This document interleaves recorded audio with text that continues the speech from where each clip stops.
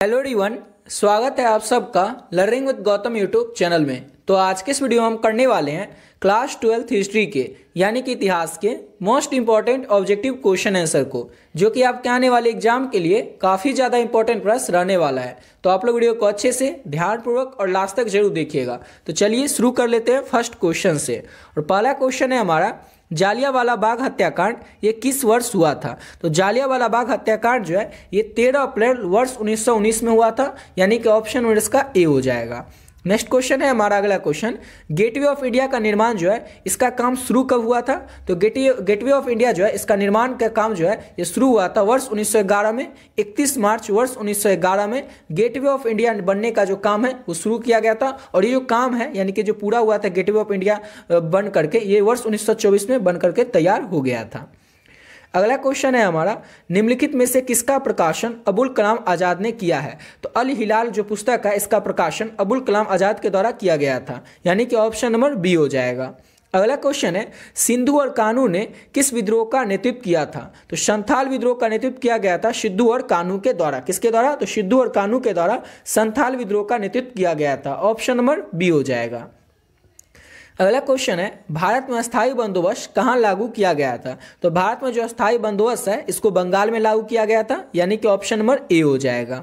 अगला क्वेश्चन है, स्वतंत्र भारत के पहले गवर्नर जनरल कौन थे। तो स्वतंत्र भारत के पहले गवर्नर जनरल जो है वो श्री राजगोपालचारी थे। कौन थे स्वतंत्र भारत के पहले गवर्नर जनरल? तो Shri Rajagopalachari, option number A हो जाएगा। अगला क्वेश्चन है हमारा, भारतीय संविधान के निर्माण में कितना समय लगा था, यानी कि भारतीय संविधान जो हमारा ये कितने समय में बनकर तैयार हो गया था। तो 2 वर्ष 11 महीना 11 माह 18 दिन, 2 वर्ष 11 माह 18 दिन में भारतीय संविधान जो है ये बन करके तैयार हो गया था। काफ़ी ज़्यादा इंपॉर्टेंट प्रश्न है, तो इसको आप लोग याद रखिएगा। अगला क्वेश्चन कर लेते हैं। और नेक्स्ट क्वेश्चन है, राखल दास बनर्जी को मोहनजोदाड़ो के अवशेष किस वर्ष मिले हैं। तो राखल दास बनर्जी जो है इनको मोहनजोदाड़ो को जो अवशेष है ये वर्ष 1922 में मिला था, यानी कि ऑप्शन नंबर सी हो जाएगा। अगला क्वेश्चन है, सिंधु घाटी सप्ताह में विशाल स्नानघर के अवशेष कहाँ से प्राप्त हुए हैं। तो सिंधु घाटी सप्ताह में जो विशाल स्नानघर के अवशेष हैं ये मोहनजोदाड़ो से ही प्राप्त हुए हैं, ऑप्शन नंबर बी हो जाएगा। जितना क्वेश्चन आपको बता रहे हैं सभी क्वेश्चन आपके एग्जाम के लिए सिलेक्टेड और इंपॉर्टेंट प्रश्न है, तो आप लोग वीडियो को अच्छे से देखिएगा और लास्ट तक जरूर देखिएगा। तो अब अगले क्वेश्चन की ओर बढ़ते हैं। और नेक्स्ट क्वेश्चन है, विजयनगर साम्राज्य की स्थापना किसने किया था। तो हरिहर और बुक्का ये 2 भाई थे, इनके द्वारा ही विजयनगर साम्राज्य की स्थापना की गई थी। एक और इंपॉर्टेंट क्वेश्चन है कि विजयनगर साम्राज्य के महानतम शासक कौन थे। तो कृष्णदेव राय थे। अगला क्वेश्चन है हमारा, प्रयाग प्रास्ती की रचना किसने की थी। तो प्रयाग प्रास्ती की जो रचना है ये हरिसेन के द्वारा किया गया था। किसके द्वारा किया गया था प्रयाग प्रास्ती की रचना? तो हरिसेन के द्वारा। अगला क्वेश्चन है, महावीर ने पार्श्वनाथ के सिद्धांतों में नया सिद्धांत क्या जोड़ा था। तो महावीर ने पार्श्वनाथ के सिद्धांतों में नया सिद्धांत जो है वो ब्रह्मचर्य का जोड़ा था, ऑप्शन नंबर बी हो जाएगा। पिछले 15 से 14 साल में बात करें तो ये प्रश्न जो है आपके एग्जाम में 10 से 12 बार पूछा गया। शायद ही कोई ऐसा साल रहा होगा जिस साल ये क्वेश्चन नहीं पूछा गया, नहीं तो हर एक साल ये क्वेश्चन पूछा ही जाता है, तो अच्छे से इसको याद रखिएगा।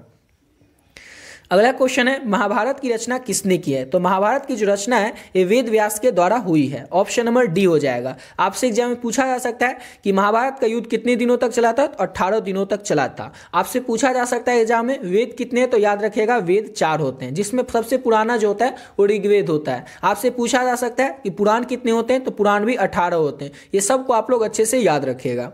अगला क्वेश्चन है हमारा, किस भारतीय शासक को नेपोलियन की संज्ञा दी गई। कुछ ऐसा प्रश्न होता है ना जो कि हर एक साल पूछा ही जाता है, उसी टाइप में से एक ये भी प्रश्न है कि किस भारतीय शासक को नेपोलियन की संज्ञा दी गई है। तो जो समुद्रगुप्त है इसको नेपोलियन की संज्ञा दी गई है। और लघुत्तरीय में सेम आपसे ये क्वेश्चन पूछा जा सकता है कि समुद्रगुप्त को ही नेपोलियन की संज्ञा क्यों दी गई थी। तो इसका आंसर आप लोगों को ऑलरेडी पिछले वीडियो में बता चुके हैं, जिसमें कि लघुत्तरीय प्रश्न उत्तर करवाए थे आप लोगों को। उस वीडियो का लिंक आपको डिस्क्रिप्शन बॉक्स में मिल जाएगा, या फिर आप लोग चाहें तो चैनल के प्लेलिस्ट सेक्शन में जाकर के उस वीडियो को देख सकते हैं। अब आते हैं अपने अगले क्वेश्चन पे।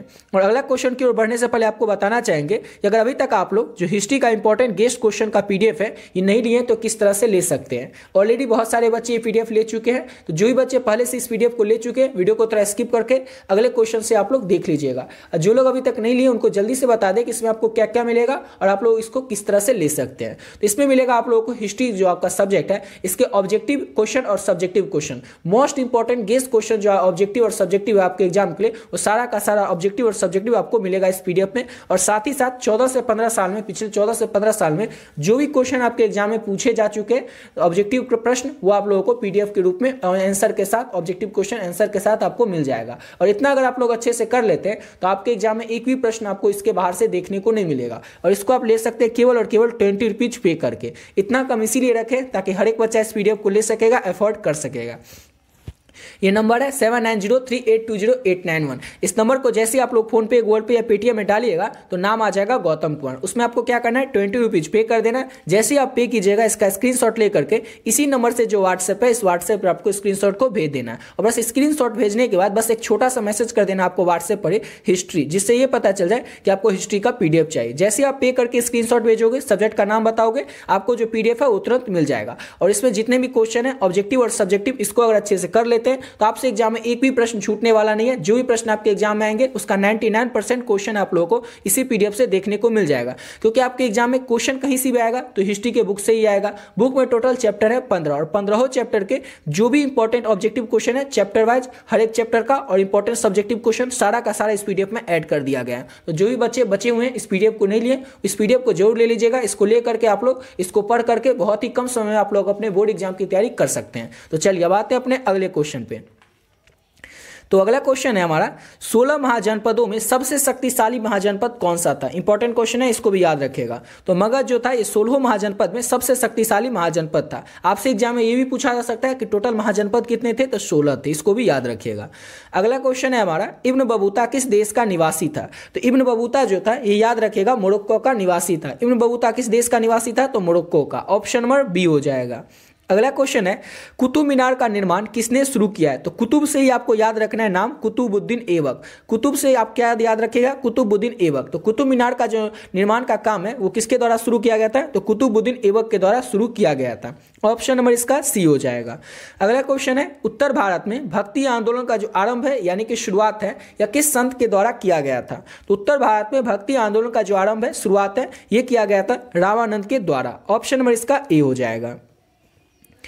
अगला क्वेश्चन है, कैप्टन हॉकिंस किस मुगल शासक के दरबार में आया था? कैप्टन हॉकिंस जो था यह किस मुगल शासक के दरबार में आया था? तो कैप्टन हॉकिंस जहांगीर के दरबार में आया था। ऑप्शन नंबर इसका बी हो जाएगा। जो कि 25,000 सोना का जितना सिक्का होगा, इसके सिक्के 25,000 सोने के सिक्के के बराबर के समान जो है ये कैप्टन हॉकिंस जो था ये जहांगीर के लिए गिफ्ट के तौर पर लेकर आया था। और सबसे पहले कैप्टन हॉकिंस जो था यही आया था मुगल दरबार में। अगला क्वेश्चन करते हैं और नेक्स्ट क्वेश्चन है हमारा, दीन ए इलाही किससे संबंधित है? तो दीन ए इलाही जो है इसका संबंध है अकबर से। सम्राट अकबर से दीन ए इलाही का संबंध है। ऑप्शन नंबर सी हो जाएगा।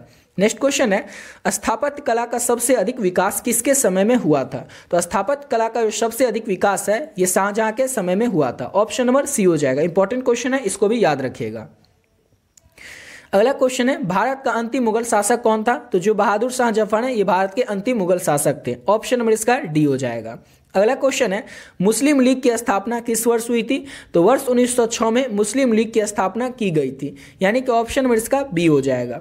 अगला क्वेश्चन है, ईस्ट इंडिया कंपनी की जो स्थापना है ये हमारे भारत में आखिर हुई कब थी? तो 1600 ईस्वी में ईस्ट इंडिया कंपनी की स्थापना भारत में की गई थी। ऑप्शन नंबर ए हो जाएगा। अगला क्वेश्चन है, 1920 ईस्वी में कौन सा आंदोलन हुआ था? तो जो 1920 का समय था इस समय में असहयोग आंदोलन हुआ था। ऑप्शन नंबर बी हो जाएगा। अगला क्वेश्चन है, डांडी किस राज्य में स्थित है? तो डांडी जो है ये भारत की गुजरात राज्य में स्थित है। ऑप्शन नंबर डी हो जाएगा।